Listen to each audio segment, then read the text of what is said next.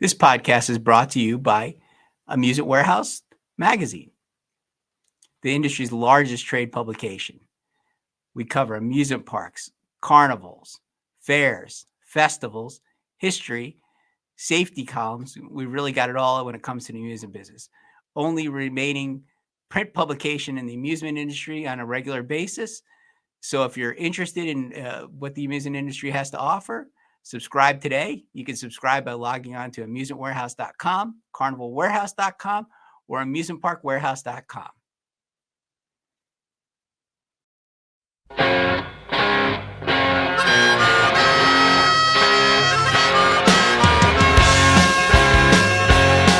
Welcome to another edition of Amusement Warehouse Podcast. Today, looking stone-faced, we have the very new, actually, head guy over there at the South Florida Fair, Matt Wallsmith.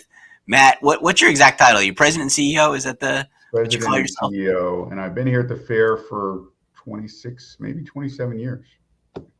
27 years, and he clawed his way to the top now. That's right. Up on the thing. So 26 years. What was your first job there? How'd you get started with the fair? Well, I was the auditor. I'm a CPA, and I was the auditor for a few years on the South Florida Fair audit. And I remember one year, I was kind of burned out a little bit because in the CPA world, they work like 80-hour weeks, and I was working these 80-hour weeks. And Buck Christian, the CEO at the time, approached me and he said, "Hey, why don't you come work for us?" And I was like, "Okay," and he did that thing. Like I went to lunch with him. He's like, "Just write down how much money you want and whatever you want and give it to me." So I did. I wrote stuff down and he looked at it and he was like, "Okay." And I was like, "Oh crap. I guess I'm switching my jobs." And then the second thing I thought was, I should have put more down. That's what I was thinking. Exactly. Accepted too easily. Yeah, accepted too easily. But back then I was naive. I thought, hey, what's the fair? I'll work what do they work like 3 months a year and that's it, and then they sit around and do nothing, right? But that didn't turn out to be the case. But they've kept me here. So I started in accounting. I ran the accounting office, and that was in 1989. Wow. And you ran the gates and stuff, but that's kind of but it's definitely an adjustment to sort of theoretically run the numbers on a piece of paper and then physically be out there, excuse me, counting the gates and doing all that stuff and putting it in practice, sort of the method behind the numbers that show up on the spreadsheet as a CPA. Yeah. What I think I liked about it was that there was so much stuff to fix. There were so many different things that I felt I could improve upon and implement. There were a lot of controls I could put in place for ticketing and for sales and camping and along the whole lines. And that's kind of what I did. And even looked at it from overall business and said, hey, we'd be better off, taking control of the midway and selling our tickets and doing all that kind of stuff. So, gosh, that was 2000. I think we switched over to Conklin shows. Mm-hmm. And, that was an adventure running the midway for the first time, because that's a whole new world. And, but, the guys at Conklin were very, very professional, and they helped us get through it. And, I learned a lot from all those guys. And as I kept going through the years, I just learned more and more about how things should be done and put some of my own spin on it. And, eventually we started doing concessions, and then I wound up here, I guess.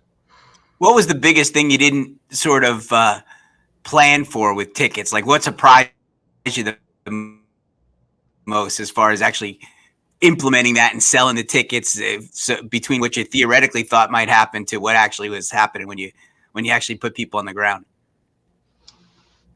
Well, I think it's, the crowds and crowd management and traffic flow is something that, I've learned like over time, and I've made mistakes, And one of the mistakes I made was, one year we decided to put a merry-go-round right at the coming out the main midway. We thought it'd be really cool to have a merry-go-round sitting there, and of course, to have a merry-go-round sitting there, we had to put a ticket box next to it so people could buy tickets.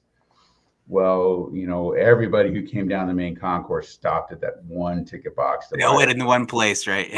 And they just lined up forever, and they we got complaints, and try to get people to get out of line just to go a little bit further down around the corner is almost impossible, it seems like sometimes. And we adjusted and fixed it. We moved the ticket booth around the corner so you couldn't see it, so people just kept walking down to the midway. But there's a lot of little things like that, little details that you pick up over time.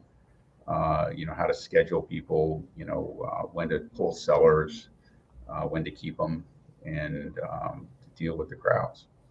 And the common customer service issues that come up, that are the most asked questions and things like that, and height requirements and different things I love dealing with customer issues. I treat it as a challenge. I have my own game I play in my head, and it's because usually the ones that get to me are the worst. The really mad people. Escalated issues. Yeah. And they escalate, and they've been waiting a while because they want to speak to the boss, and then so I come there and I treat it as a challenge, as, can I make this person my friend? And I try to soften it. I try to agree with them. I try to let them understand I hear their issues, and then I try to fix their problem.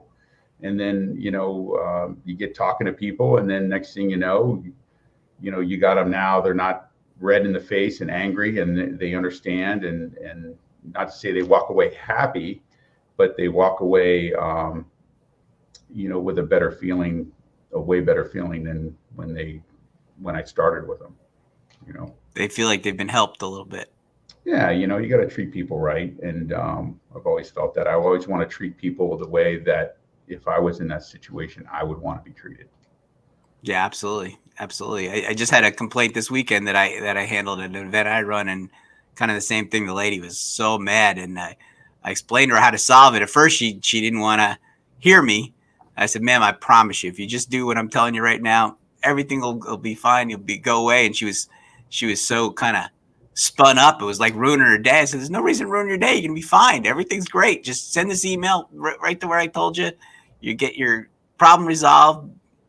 Head out there and have a great time." And finally, at the end, she was happy, or at least ready to go finally. But she was going to ruin the whole day with the kids, and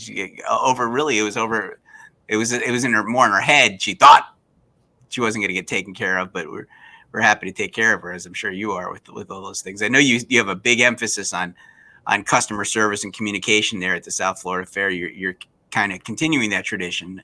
Has been going on a long time, right? That's a big focus for you guys. Well, one thing I learned is you can't make everybody happy. There are just some people who, maybe they got caught in traffic and they're unhappy. They had a bad experience, and they want their money back, and they want to get in for free, and they want, free tickets for next year. And, a lot of times you just gotta, give, like I said, what I think is reasonable and just. And then I can't make everybody happy, but I try. Yeah, you got to at least hear them out, if nothing else. That's the big thing with it. So challenges that you faced over the years on the CFO side at the South Florida Fair. What are some of the projects that you're kind of most proud of? What have you tackled and accomplished there at the fair? As far as you said controls was going to be a big thing for you. Did you accomplish a lot in that arena, and how have you moved things forward over there? Well, one of the things got early on when I started working here, we they wanted to expand the expo hall, and so I was able to help the fair get some industrial development revenue bonds, and the county here was generous enough to guarantee those bonds. So we got the county's credit rating, with the issue. So, our interest rate was the lowest possible, and we were able to finance that building and build the building and expand really at the lowest cost. And then, that's really helped us, attract more shows throughout the year outside of the fair, so we can keep, better staff and stronger staff and pay our staff a little bit more. So when the fair comes around, I don't have too many brand new employees that never have done anything before. We've got a core of people who can help run things and get things done, that know what they're doing and have done it before. And our average staff has been here well over 10 years, a lot of them longer than me. And that's the average? I don't know. I bet the average is above 10 years. I probably should have done that for this podcast, but it's, we've got a pretty high tenure here. We have a lot of people that have been here over 10 years. Most of our core people easily over 10 years. Wow. I guess you're still doing that thing where you just write down whatever salary you want and you say yes? It's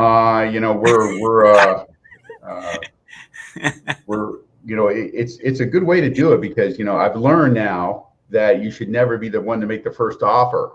Okay. So that works in most cases, but once in a while you get somebody who gives you some pie in the sky. Accept that offer. But the other thing I'm really proud that we did here is we went not independent midway, but we took financial control of the midway and the games and the food.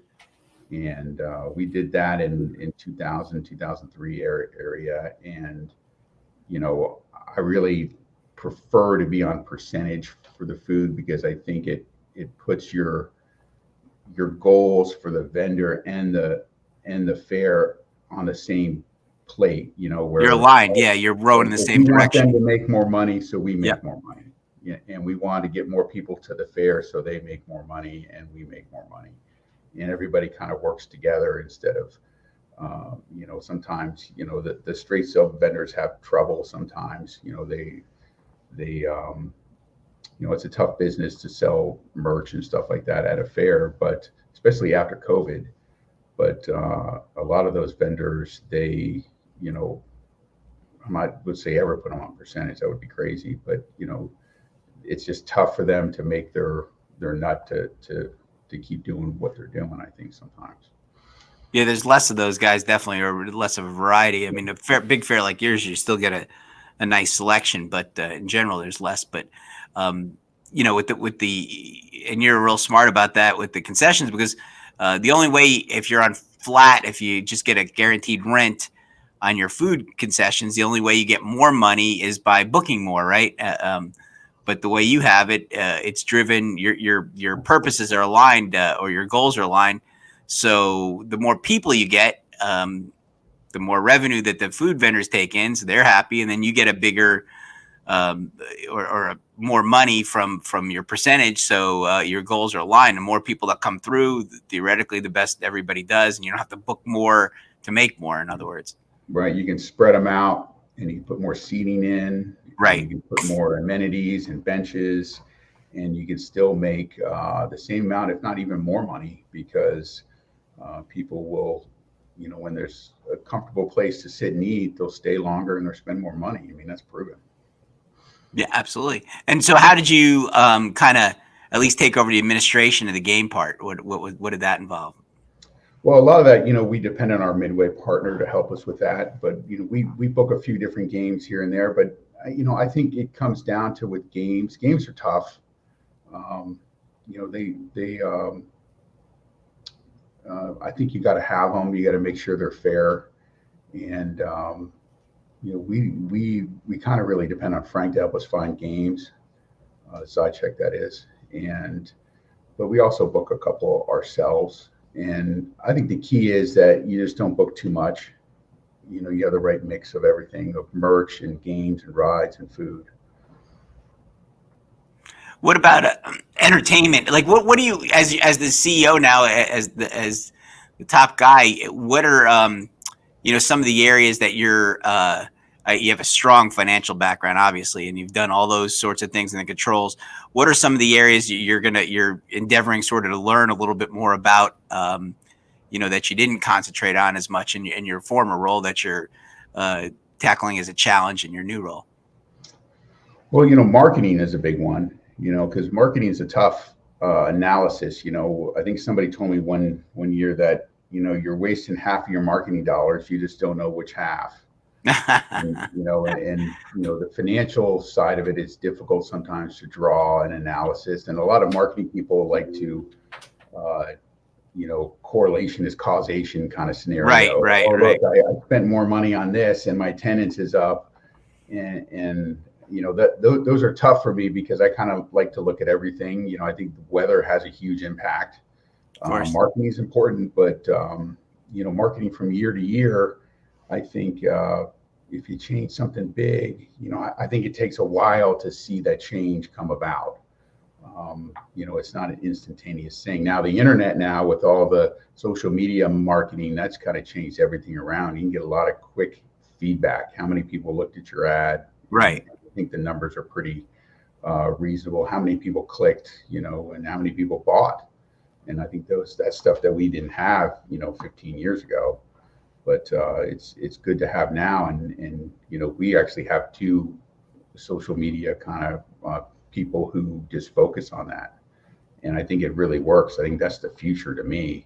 But I'm still trying to really figure out the marketing game. I'm learning from who we have here. We have Rita Demir, who's been doing our marketing for years, and she knows what she's doing. So I just try to learn from her and ask questions and listen to what's going on and try to pick that up. So marketing is one of those areas. And then, entertainment's one too. Entertainment's changed a lot. The grounds like entertainment, I think you got to just treat that as a sunk cost. You really can't look at that as anything you're ever going to get a return on. And I've always seen like concerts where you're trying to attract people. They work for some venues. They don't work for us as much because, you know our fare pretty well. And we have parking issues on the busy nights. That's our biggest issue is, there's a line of people that's, an hour or longer wait to try to get in to come to the fair, and, booking a show where you're spending, several $100,000 and trying to make money on that show on a Saturday night when it's just going to make those lines longer. So we've kind of leaned away from the big name entertainment and gone with the really the walk around and the shows and the different high dive acts and things like that I think give the people the value for their admission price is how I look at it. Yeah, I always think about things. I call it like the sort of the fair formula, because I always try to figure out what my real per cap is. Like, what's one person walking through the gate worth, admission, whatever and you love numbers, you do these things all the time. So even on a grounds act, I try and think about like, well, how much I spend with them, X number of dollars. And if each person's worth X as far as the formula walking through the gate, is it a reasonable assumption that, so many thousands of people went and saw that act and enjoyed it, and it was an important reason to go. And that always makes me feel a little better, because at least it gives me some, barometer for should I spend that much on this concern, because like, and a concert, it would be the same way, because like, can I reasonably get so many people through to get it? And we've done a lot of talking about music and things and big concerts on this podcast. And it's a tough business, because while we're great event professionals, most of us are not the greatest concert promoters. It's a whole different business. It's not really right up our alley, sort of, kind of. And a lot of times we're fearful of charging that high ticket price that most of these concert venues have to charge in order to make any money. And it scares us to charge, $100 for a concert ticket. We're like the fair people like to charge like $35 or something, and they get scared when it gets higher. And a lot of times, a lot of those named acts, you got to charge that. And most of that money actually goes to the named act, and you're making money on concessions and other revenues, parking and things like that. So it's a tougher business than it was, 20 years ago, where we had a lot of different shows here at the fairgrounds. Now it's just pretty much walk around, and we have different bands, but they're not national types of acts that you need a separate ticket for. They're free. Right. Yeah, that business has changed so much in the 20 years, like you're saying. The fair I manage up in New York that I just finished. I mean, we used to have the biggest names in the 80s and 90s and stuff like that at that event, and then it just you couldn't do it anymore. It's like but people still email and they go, "How come you don't have a Metallica coming to the fair this year?" Like, what kind of budget do you think we have? It's like it's not even feasible, as you say, because those guys got it down. So there's no room for error. There's no room for error. If you book somebody big, you really can't make a mistake. You just can't make a mistake. Otherwise, you're in serious financial straits there with things. Yeah. The guarantees are so high, tough. and the break even's high. I mean, you could make money. It's just hard. Now, honestly, if we could park 10,000, 15,000 more cars, we have an amphitheater on our site that's got has a capacity of about 20,000 people, about 8,000 seats, and we could book big named acts. And honestly, I probably would if we could. I'd book at least one, because I think, like you were saying, there's a psychological thing when people look at your fair and they see that a big name is playing at your fair. They go, "Oh my goodness, the fair is really awesome this year." I've had it a million times, where we had a name and they're like, "Hey, the fair is really awesome," and I go, "Well, did you go see that act?" They're like, "No," but I mean, it just makes it. There's a just the buzz, intangible benefit there, I think. Yeah, buzz in the marketplace that goes, "Oh, look, this act's playing at the fair. The fair's got an awesome lineup this year," and I think people come even if they don't come to that act. That's funny. You're kind of backing into a little bit of marketing in a way, because that's what that is to a certain extent. Like you're saying, the person doesn't necessarily go, but just hearing about it and maybe being aware of it. How do you measure that sort of thing? Because I know that, because I'm kind of like, I straddle both sides. I'm a marketing guy, but I also love numbers. And like you're saying, it's tough to measure. I mean, I learned early on when I was doing a fair up in the New York area, we used to do surveys of people. How'd you hear about it, right? And when we left it open-ended, where they could write down what radio station or what television station or wherever they happen to hear an ad, more than 50% of the time they were naming places we didn't even advertise on. So they had no idea, but obviously they heard about it somewhere. And to make that impression, to get somebody to actually go, right, to move to that action, it's usually a factor of things, right? It's they might have heard about it on the internet, maybe they saw an ad, and then they talked to their friend who bought a ticket, and then they saw it on the news, and maybe they read something about it, and then they saw another ad, and they decided to go. And something piqued their interest, but was it one thing that you could point to and said, that's what did it, or can I just go, well, we have too many TV ads, so let's cut that and do, because radio works or because digital works or whatever else. It's just it's impossible to do, because I don't think you can. There's no silver bullet. There's no magic bullet to do it. But like you say, with marketing, with the digital, it's great because you do have some numbers. But again, as you were talking about before, with marketing people, like they like to talk about impressions and all those things, interactions. But did it ring the cash register? That's the important thing. Well, I'm sorry. Go ahead. I said clicks per thousand and things like that. Yeah, there's stats. But could I do something like, I could put an ad up, right? And I could say, click here to win $1 million. I'll get a lot of clicks, but are they fair customers? There's things you can do. It's just like, it's like a survey where you need to be, your statistics need to be there. Your sample size needs to be proper, but then also the question itself, and I would equate that to sort of the marketing message that you have, has to be good too. So, you have two parts. So you could reach a lot of people, but if the message isn't moving people or getting them to do things or buy tickets or whatever else, you could get great outreach, but if the message isn't there, that hurts too, or vice versa. You have a great message, but you don't have a great way to deliver it. So there's that's what makes it tough for, I guess, and from a numbers standpoint, is it really tough to boil it down to one number that works, because it's not necessarily one thing. Just like you said, the concert, you book it and I can see how many tickets I sold, XXX, and go there. But like you're saying, how much impression did it have on people just hearing about it?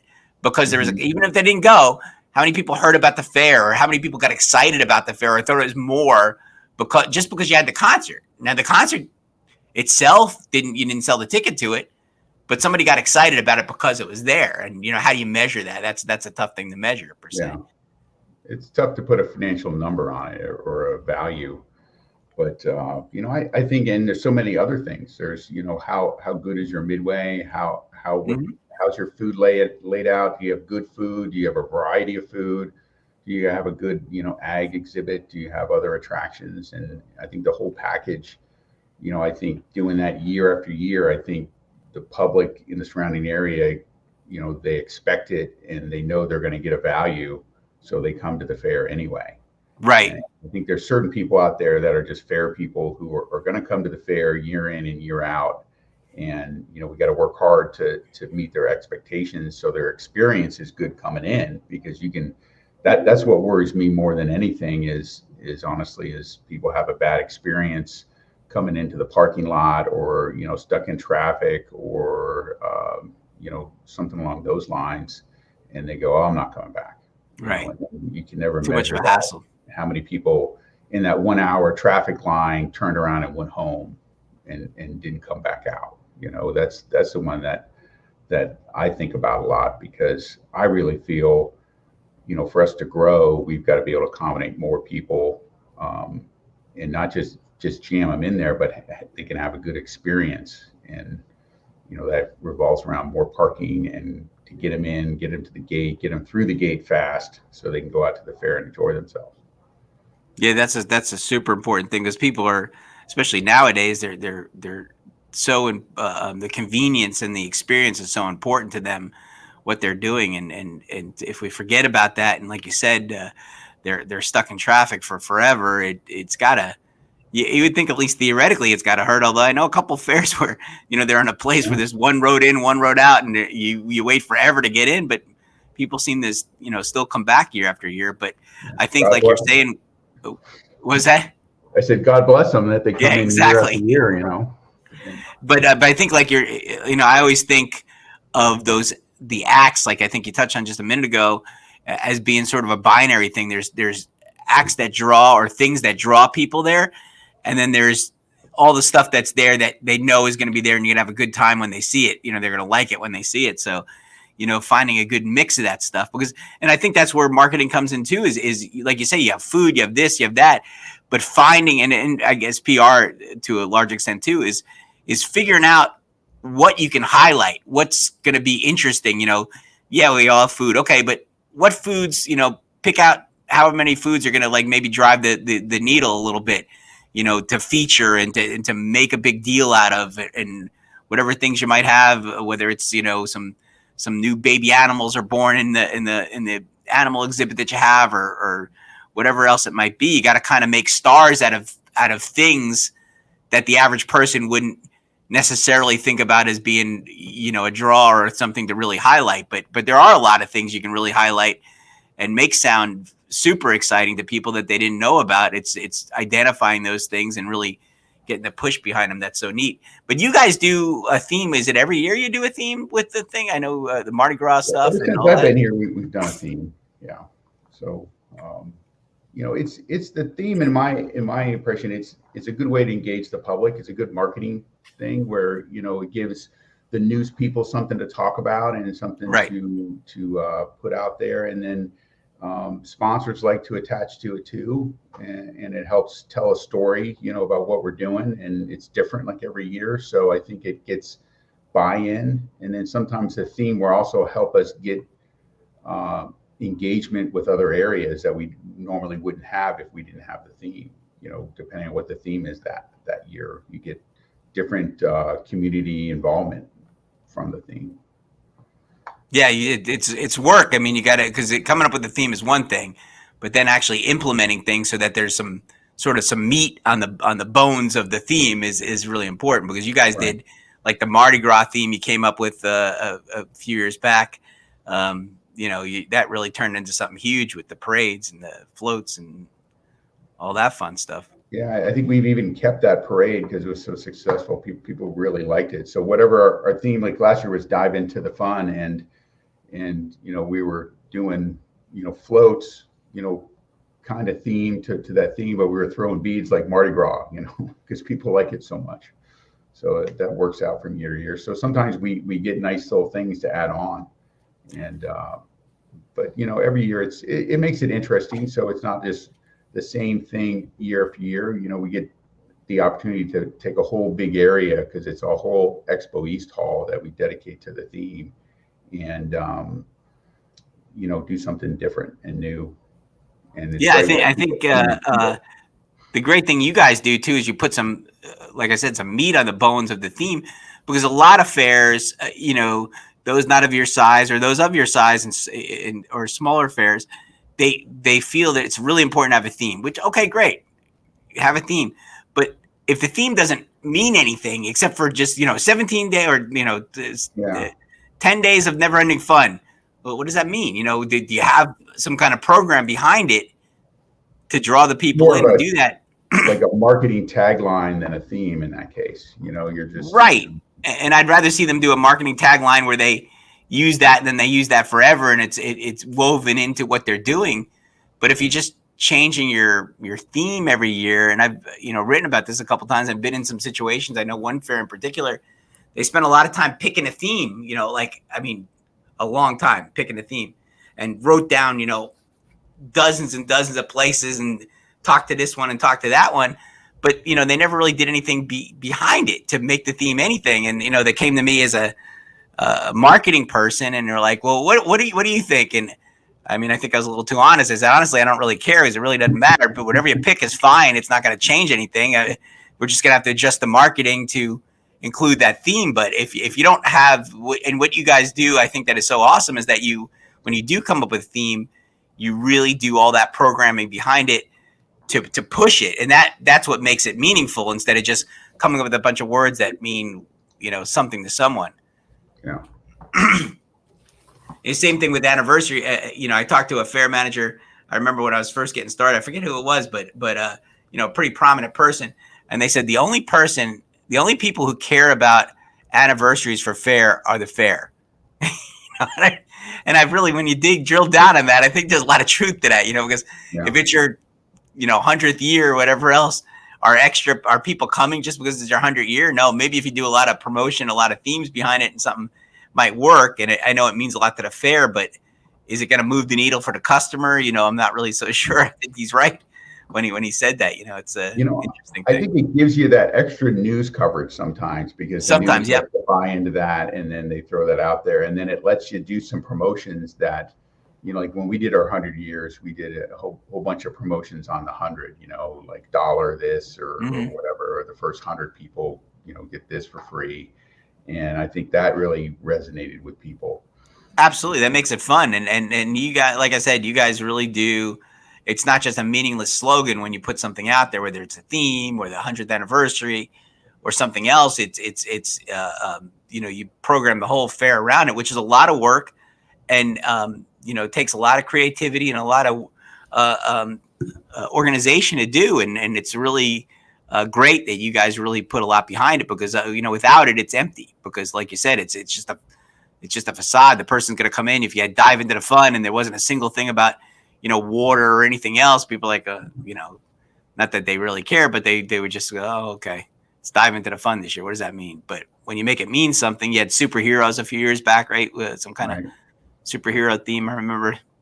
So that's really neat that you do that, and do those things. COVID, you guys were one of the fairs, as a few Florida fairs, but you didn't really skip a year, although you did have that like mini fair thing in 2021. Two fairs, right? The thing is, as COVID, exactly, as COVID in the aftermath, what has it changed, and how has it changed, if anything, with you guys?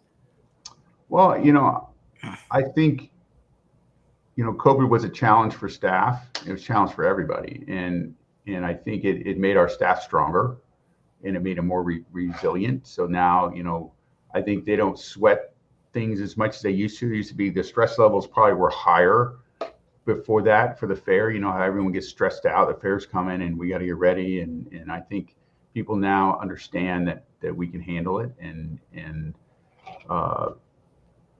that we're strong enough to get through anything. And I think it's helped. Now what COVID's done too, I think, is it really has accelerated the technology side of things, which has been good for us, or for every fair really now, where people are buying more online tickets. They're scanning barcodes. They're used to QR codes now, and they're just more technology accepting for the ticketing side of things. That it's really changed the whole front gate. I mean, it accelerated everything, I think, where, we used to have a bigger percentage of people buying tickets walk up. Now they're buying them online. And, the credit card use, went from like 20% of gross to like 75, 80% of gross for credit cards. It's crazy how much that accelerated. It's across the whole board that's happened. I mean, all this stuff's happened quick. So it makes new challenges. I mean, it's made the box office easier, because when you're collecting a lot less cash and it's all credit card, it's easier to reconcile and get finished at the end of the night. And, when a lot of stuff's pre-sold online, it's so much easier to reconcile. But now you have the challenges of chargebacks and the challenges of hey, that somebody that wasn't my credit card, or people who sometimes buy tickets and then maybe they don't use them and they want their money back, but they don't say like anything until 6 months after the fair is over. So there's new challenges there, but overall, I think COVID pushing that stuff along for us has made it better. Yeah, it did. You have kids, I have kids. And I don't know if it was necessarily COVID per se. It was going that way, and COVID accelerated it. But we deal with cash and cash business, some things. So you carry around a little cash sometimes and things. But the kids today, like that really struck for me, was like my daughters or whatever. They'll be like, "Why do you have cash?" Like it's the craziest thing in the world. It's really changed so much. And you see it in the numbers, like you're saying, 80% or whatever don't do it, or using credit cards instead of cash now. It's crazy. But COVID did change. I like in a few examples where it changed, sort of like people would have never thought, say that, okay, we have less rides and we made the midways wider. And yet we gross the same or more money as we did.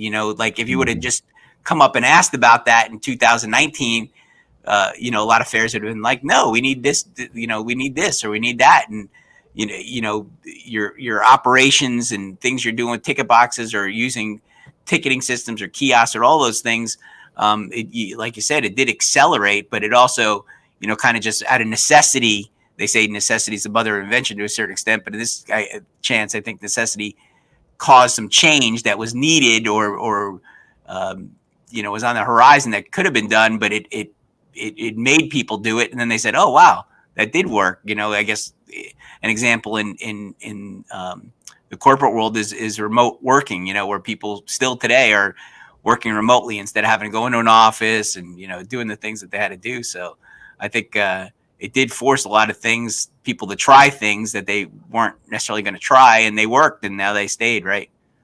Yeah. Well, just remember, like pre-COVID, going to the movies. Yep. Like I was one of the guys who I walked around the back and I used the kiosk because nobody used them, and I didn't have to wait in line. Now you go to the movies, and if you didn't, you're buying your ticket in advance, first of all. And when you get to the movie theater, there's no ticket sellers. I mean, at our movie theater, there's nobody. I mean, it's you're using the kiosk, but the kiosks don't even get that heavy because most people have already bought their seats on their phone, and then they're just showing their QR code or their ticket, their seating to the guy to get in. So it's crazy how fast that happened. Because I think we're there, and I was like one of the few people like it was a secret. Like I would just go around the back and go to the kiosk and buy my tickets, and I'd be like, let's go, and everybody else is still out there in line.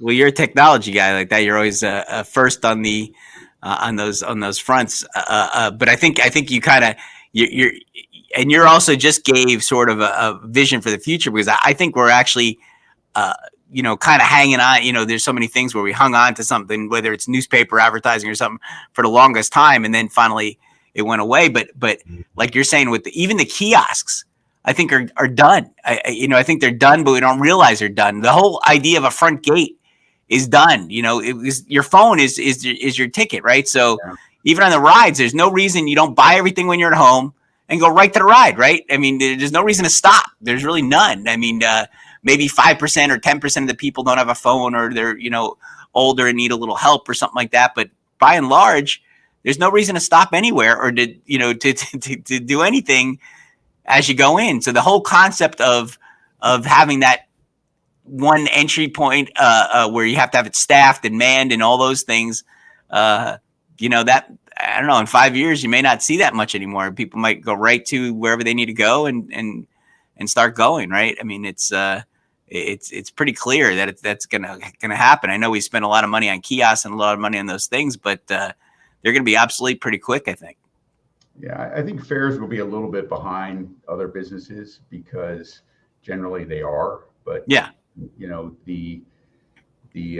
so I think the kiosks will be around for a while longer, but it's kind of like the cashless. A lot of these big venues are going cashless, concert halls and sports stadiums, where now it's like, credit card everything. And I just can't see that happening for a while because, I think we still get a decent amount of people who want to pay with cash, not a lot, but enough that it, I think you got to accept it. But other venues, like when you go to a football game and you're paying $40 to park, most people aren't going to pay cash for that anyway. They're going to put it on their credit card. So, yeah, it seems like, we'll lag a little bit behind unless something like COVID happens again. Then, maybe that accelerates everything again, because there was a big acceleration, with that stuff with COVID. Huge.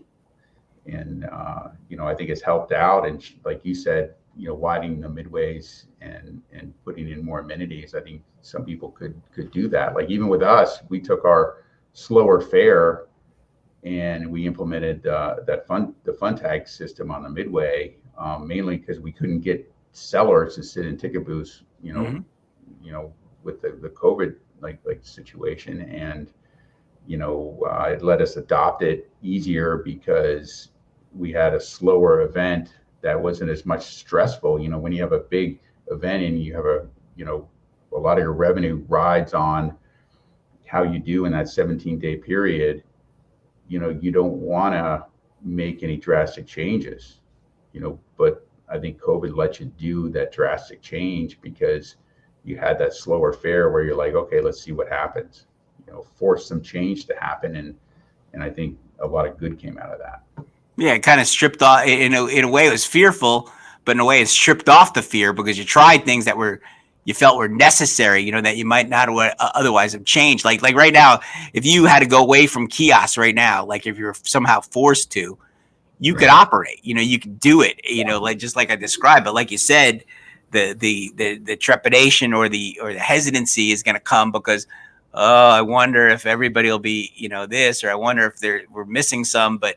Airlines nowadays, a lot of them, you can't use cash to buy a drink or to get something. It's all that way, and it's going to go that way. There's no question. But like you said, the implementation and how long it takes to actually happen, and when people are willing to pull the trigger is a different story. But can we do it right now? Is it like almost effectively that way right now? Yeah, I mean, but my thing, like you said, with FunTag or with some of these apps, and they might go throughout the fair. You might be seeing them used on food and on everything at the fair.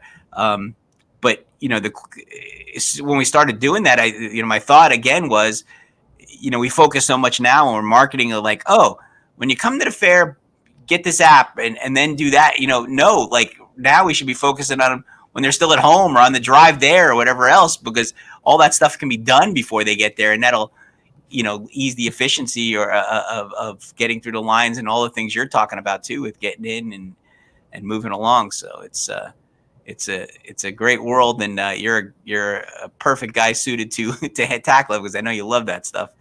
Yeah, well, technology.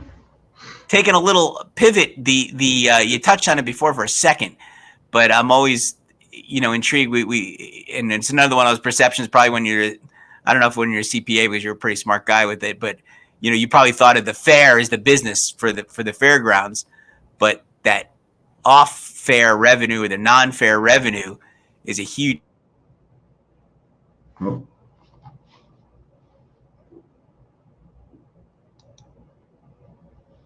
I lost you, Ron.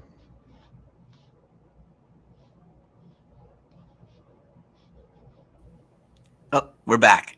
Oh, And how much of that stuff is really important to you, and what is it your focus? yeah. Can you say that again? Because Yeah, we had a little slowdown there, a little lag in technology. I say, non-fair revenue. How important is that to you guys, and what are you doing to increase it? And you could also tell us about your second career as the Fright King of South Florida. yeah. I think it's like anything else. You want to diversify your portfolio. Right. And as much as you can afford to do that. I mean, the fair, is still the biggest moneymaker by far.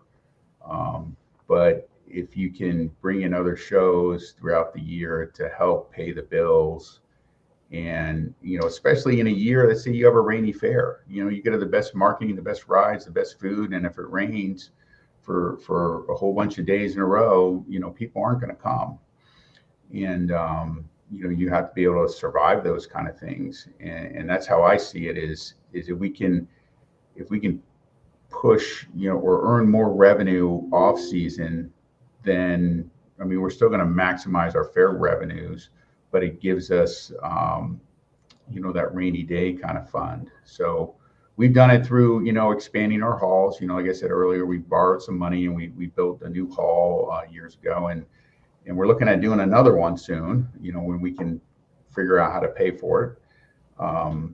But the other thing that you hinted on too was, sometimes if you can't find a promoter to come in and do an event for you, then sometimes you can make your own. And, we do probably 4 or 5 of our own events a year. The biggest one is Fright Nights. And, that's been going on for, over 20 years now. And I can't say that I'm the one that started that, but I was a big fan of it when the first year they had it, and it was pretty basic. And, I got involved in it because I really felt that the demand in the market was there, because, we had this event and we didn't do probably enough advertising for it. The midway rides were pretty weak. The haunts were okay.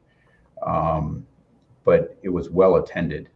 And so there was a market demand, I think, that was out there. And we just built upon that. And now, that event does well over 35,000 people.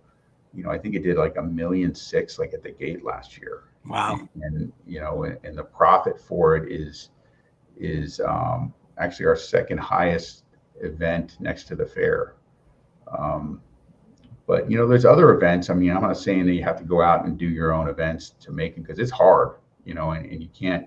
I've seen people lose money on events. There's risk, yeah. I was going to say that. Yeah, there's risk, and you can't just come out of the gate with thinking you're going to make a ton of money. I would say if you did a first year event and you broke even, you should be pretty happy. But the easy button is, I've got a facility and I can rent it to a promoter, and I got guaranteed revenue, and I don't have any downside risk. We've got other events like Barrett Jackson that do really well for us. That's probably our right below Fright Nights as far as revenue, but it's a great event, and they come in and we rent them the facility, and they dress it up and they make it look real nice, and then we've got all of our other shows, your craft shows and your antique shows and your sports shows, boat shows. We just finished an RV show. Those are Barrett Jackson's a car auction, right? The car auction. Yeah. Mm-hmm. That's probably our biggest promoted show that we have here. And those guys are easy to work with. It seems like the bigger and more professional the show, the easier it is to do. Yeah, that's very true. But we really do well with our other promoters, and we make sure that they do well. We help them with advertising. We help them with our social media. We put ads out there for what's going on at the fair, and because we want them to do well and come back next year. But that stuff just, it does nothing but help. And like I said, it lets you bring in a level of staff. So when the fair's here, I've got a core of maintenance guys that can help us, get the fair stuff done. We still hire a lot of outside guys to come in and clean and things like that, but I've got a core of employees that we know and are trusted and can get the job done and can help supervise all these other new hires that we bring in just to run the fair. So it works out. I would recommend to anybody, Yeah. to So try that, like, when you do those other events or from, oh, sorry. No, go ahead. When I do those other events, what? When you do those other events, are you able to capture emails and any kind of marketing data from them? Because that's, the more successful they are, if you can capture their stuff, that adds to your whole reach Absolutely. too. We actually even mandate that for all these events, these new events, that they use our ticketing system. So we do. I was wondering about that. That's smart. Data. Yeah. And it's a twofold. It's we get the data, but which we can use for marketing purposes, but we also collect the money. And so it's a little easier to settle with a promoter when you have all their money, and you're in a better negotiating position, and you're not chasing people around for a check. But there's a bunch of side benefits there, and I think everyone's happy, and I think the promoters actually like it when we help run their gate, because we have good sellers. We have a box office manager that we can keep year round, which is critical when the fair comes around, because we've got a core professional good sellers that we've used, and managers and whatnot. So one of the things that was a challenge for me when I first started out is the first couple of days of the fair were always really, really tough, because we'd hire new people and maybe they were from last year, but they would forget just about everything. And then I used to always say, by the last day of the fair, things are running perfect. But the first days are difficult, because it's a training issue. But now the more people you have that know the ticketing system, that understand where things are, they can always help all the other people that don't. And so it doesn't become an issue as quickly or as much, because you've got more people teaching everybody else how things are supposed to be. Yeah, and there's no question that year-round stuff really, it's another thing where it's not a direct effect, but it really helps to make the fair better in a way, because you're able to have the staff, you're able to train them, you're able to have people that be sort of professionals. That's what they're used to doing day in and day out, and it's a big cause effect thing, because they're used to doing it all the time. And even with fright nights, like I said, it's been over 20 years since we've been doing that event. But right now, I would say a lot of our new hires that we bring in, we've met them, or we've initially found out about the person through the Fright Nights event, because that event we hire a couple hundred kids, and every now and then we find a couple that are looking for a job, and we're like, hey, this guy really is awesome, or this girl's really great. And I think there's probably 15 staff right now that are full-time that came from Fright Nights, including our head of maintenance was originally a Fright Nights guy. Oh wow. And, our operations director is a Fright Nights guy. He's a guy who runs like Fright Nights now, Alex Rodriguez. And I got to say, the majority of our maintenance staff are guys that we brought in, that were Fright Nights, and we knew them. So when a position like opened up, we were like, hey, why don't you come work for us? And they enjoyed doing the Fright Nights event, and they enjoyed the business. So they were easy recruits to bring in. And I think that's really helped us staff for a lot of things. Yeah, that's great. I mean, even when it was sort of the help or the worker situation was at its lowest, people love that the Halloween stuff so much that you can always find a few actors and stuff to do it. I did one or two of those in my life, and that was, people come out of the woodwork wanting to work it. That was really a cool thing, because it wasn't like you had to struggle to find somebody to to do a lot of the work, especially actor wise and things like that. Yeah, I mean, that's really the secret of Fright Nights is you get a team of people who that's all they think about. That's all they just love it so They much. love it. And they put together a show. I mean, that's why I'm not as directly involved as I used to be with Fright Nights back in the beginning, but I saw when I was involved that there was these guys and they were having their own meetings. Like they were having meetings to talk about next year and how they're going to change things around and how zombies walk and what they're supposed to be doing, and their whole world. Through the level of detail that I was just like, I don't even want to dress up in a costume. So, I'm like, hey, you guys got this. Just so I kind of stepped back and let them run with the ball. And, honestly, Fright Nights, took significant leaps forward in the quality and the value of the show. I mean, it's so much better than it was, 15, 20 years ago. And I think the public recognizes that, No question. Yeah, it's come a long way, and it's great that it's such a good revenue source. You come from your two immediate predecessors in that job, Rick Vimletel and Vicky Corus, are both pretty big names in the fair industry. And now that you're taking over, how are you going to make your mark on the South Florida Fair? What are your top agenda items to tackle? I know you're going to do it in your own way, make your own stamp, but I'm just curious what your outlook is. Well, I think things are going good in the right direction, and I think making big changes sometimes is a mistake. So I'm going to let things ride how they are now and just make a couple of tweaks here and there. Like I said earlier, I think my main focus is the pain point of parking. And I really feel that we can grow attendance if we can figure out how to get more people to get here faster and not wait in traffic as long. And like with you with the analysis you did, how much each person's worth. It's to me, I look at it like, most of our costs are fixed. Our ticket seller costs kind of fixed. Our entertainment's fixed. Most of our big expenses are fixed, and the more people we can bring in, that's what's going to increase the bottom line the most, is just trying to get that 10% growth, which has been really hard to do. But I think what's holding this fair back in particular is people waiting in line to park. And, we simply run out of parking spaces, but I got a few ideas on how to fix that. So that's the thing I want to focus on the most. And you're going to stack them on top of each other?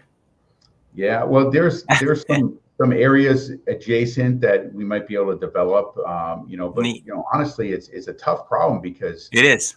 Even land. I mean, land around here, it's like $1 million an acre plus, for land in this area. And, honestly, we only need it for probably 6 days out of the 17, maybe 7 days. And it's hard to make that number crunch, if you're going to buy spend $10 million on, or build a parking garage for $30 million. I mean, how are you going to get that money back? And that's the tough thing. But, I've always liked tough problems, so I'm going to figure it out. That's going to be an interesting challenge because it's physical plant. It's not an easy thing to solve, but I know if anybody can solve it, it'll be you. That's for sure, with getting them in there.